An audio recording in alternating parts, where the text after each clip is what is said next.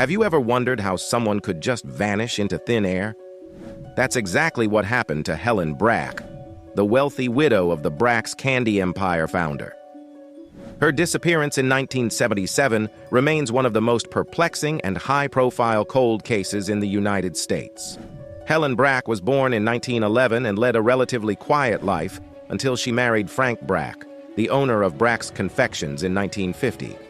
This marriage catapulted her into the world of the affluent. And following her husband's death in 1970, Helen inherited a substantial fortune.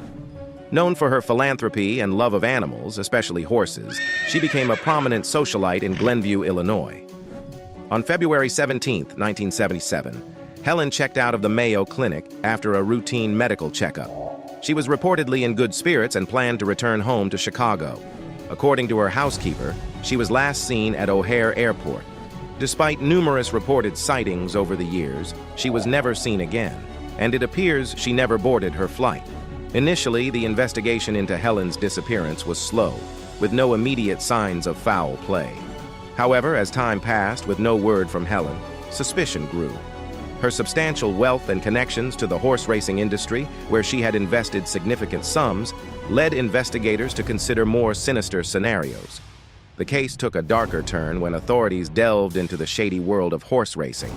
Helen had become involved with Richard Bailey, a horse dealer known in the Chicago area. Bailey and his associates were later found to be running a fraudulent scheme, selling overpriced and sometimes non-existent horses to wealthy individuals. Investigators speculated that Helen might have discovered the fraud and threatened to expose those involved. In 1994, almost 17 years after her disappearance, Richard Bailey was charged with conspiring to murder Helen Brach, though her body was never found and no direct evidence of her murder was presented.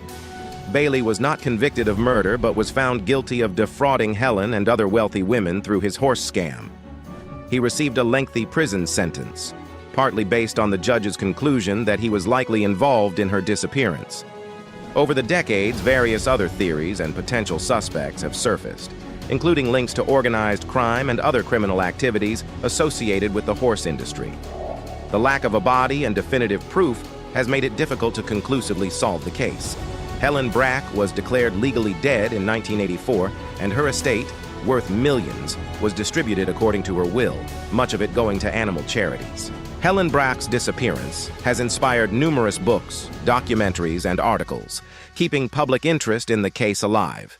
Her legacy, particularly her contributions to animal welfare and the mystery surrounding her fate, continues to intrigue and perplex both those who remember the case and those who discover it anew.